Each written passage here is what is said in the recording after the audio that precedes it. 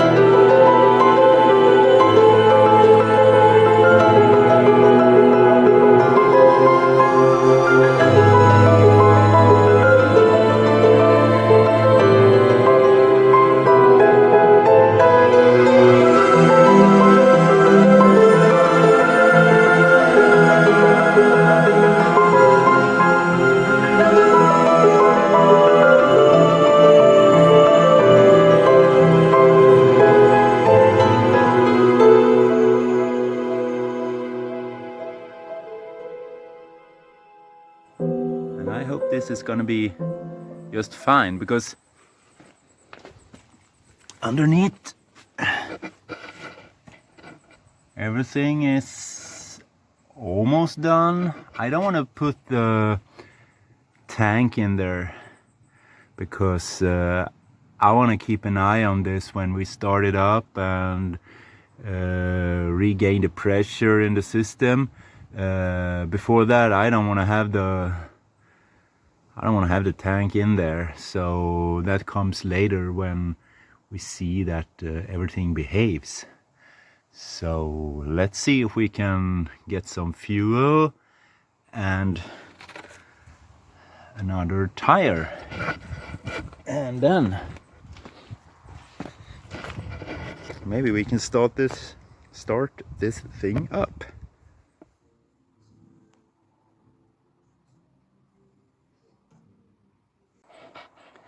So the GS has its rear wheels on for the first time in quite a long time.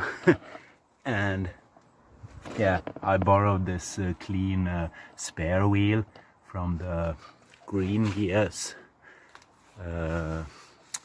So that's done, and I just set up a very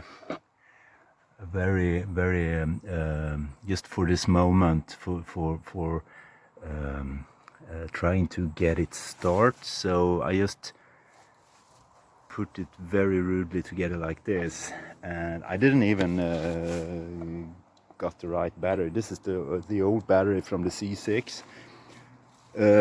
So let's take this from the beginning. Ignition, all the spark plug leads, that is in there, that's in there. We have this yeah, those 12ers. No, that wasn't tightened up. I wonder if the other end at the pump how's that going? But since I've put that together pretty well with everything on it, so I hope I didn't mess up that one. Yeah, well, it's always a bit nervous every time you start up a car that's been sitting for a while, because I always forgot. I always forget things.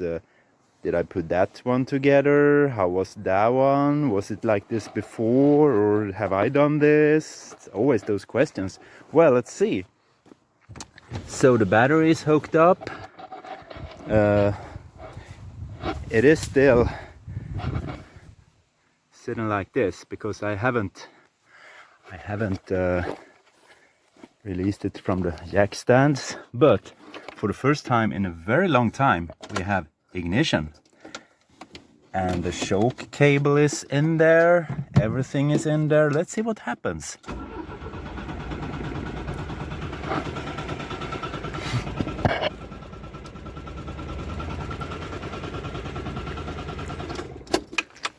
Spins around pretty free, but we need to see if it I would like to have a look in here. Does it actually get fuel? We could actually take this one away for a moment, because I want to see if it gets fuel. Or should we get the starter spray? Let's spin it for a while, see what happens. This is always exciting and nervous at the same time. Sounds like a very good starter engine.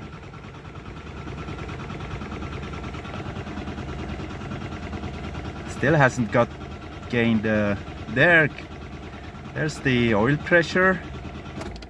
So let's see if the pump is doing anything. I don't think so. Where's the choke? Oh, there's nothing. So maybe it just sucks air. This isn't that good. And I had some issue with the pump when I test drove it in the bench. There was something with the pump. I don't remember now if it was like it was only working when it had fuel in it, or I don't remember.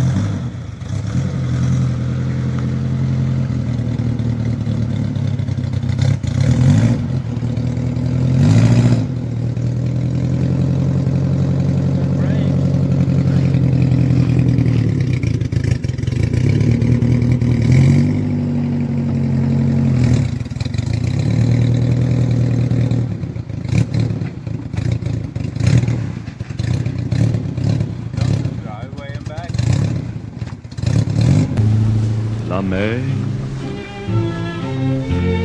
qu'on voit danser.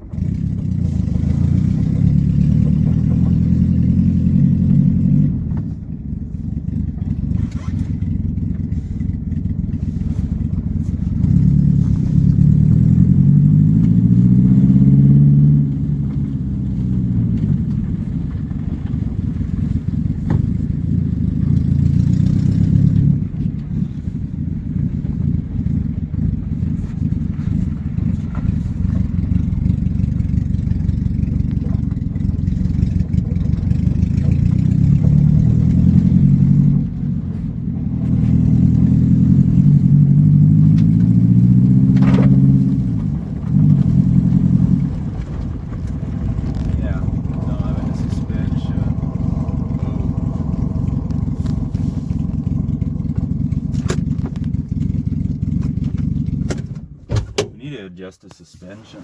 It just fell down.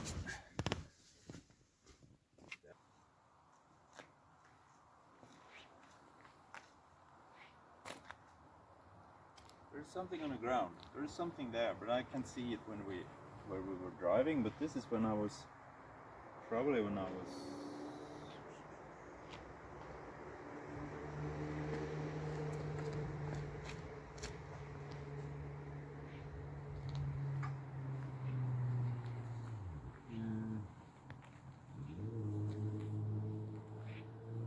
There's no traces of leakage or anything.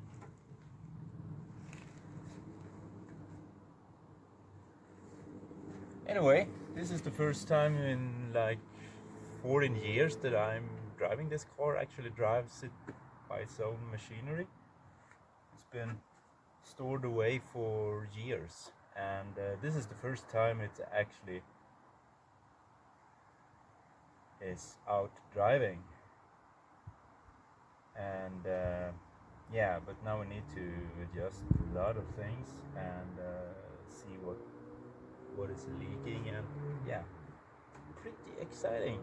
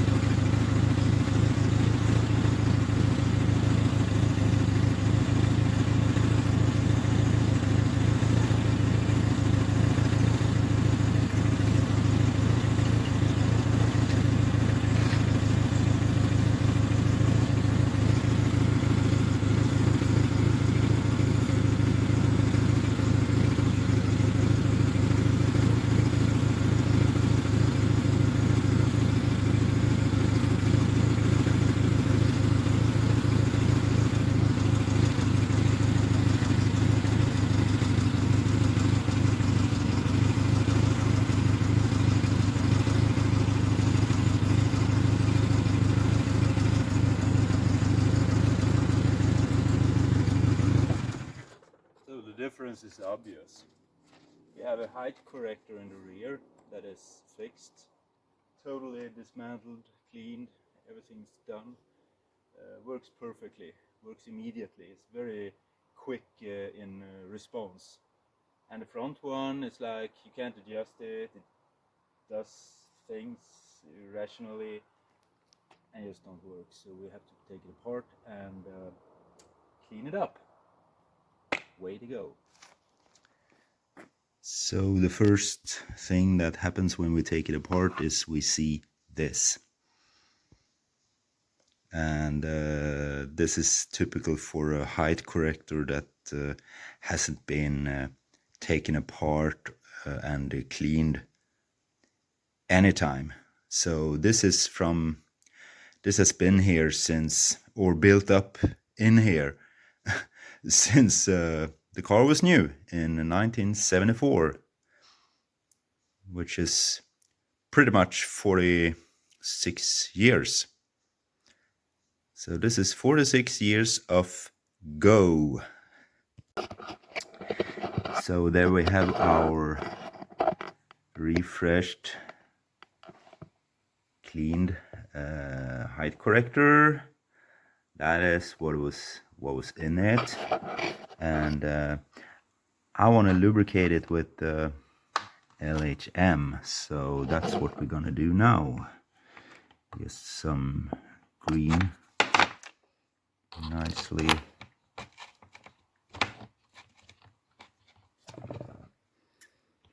And it just moves. It just moves perfectly in here. Well, let's see what happens here. It should just, yeah, there.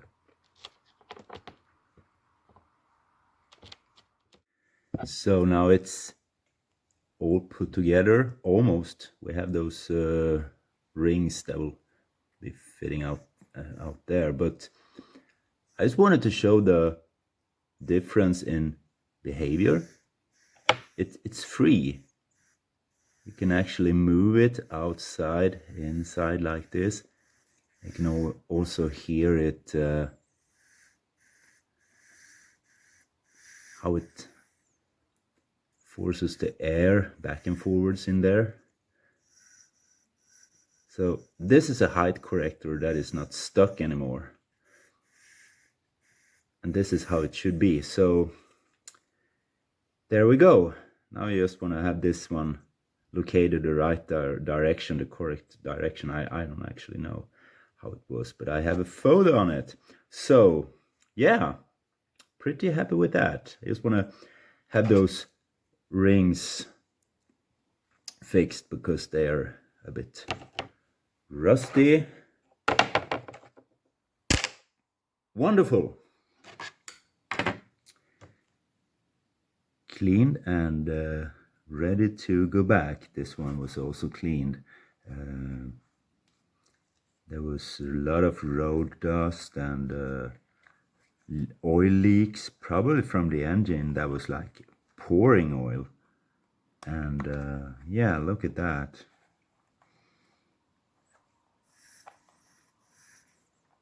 Nice working height corrector, still with its green the green marking there.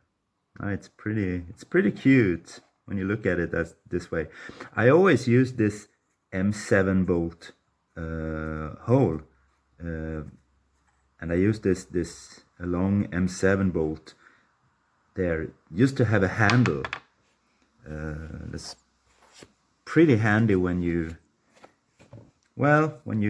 clean it in a clean parts cleaner and stuff like that. So well, seems like we have a fresh rebuilt height corrector ready to go back on the car, and it's not raining, so maybe pretty happy with this. And yeah, no further comments. Just for a comparison, I don't know if this is, well, look at this.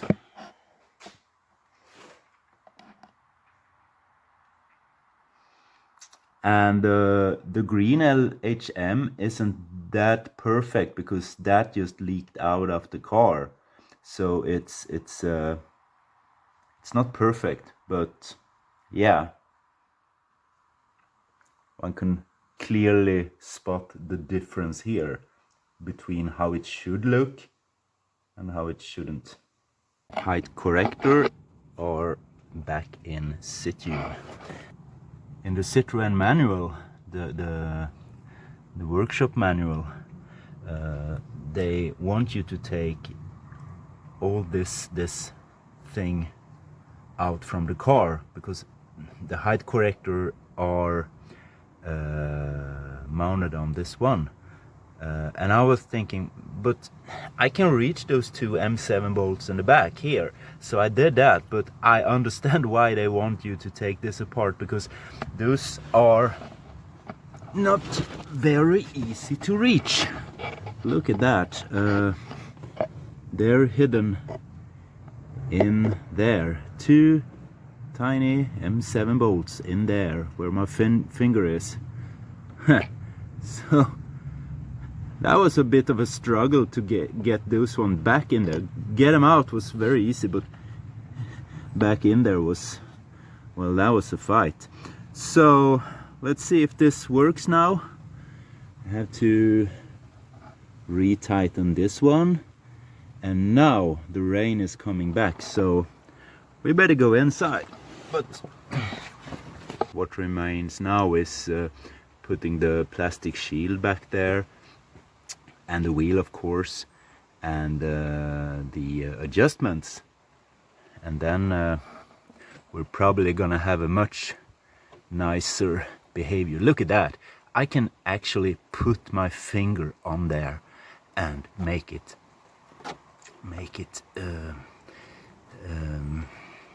move. I get movement in there. We didn't before, so this is a success.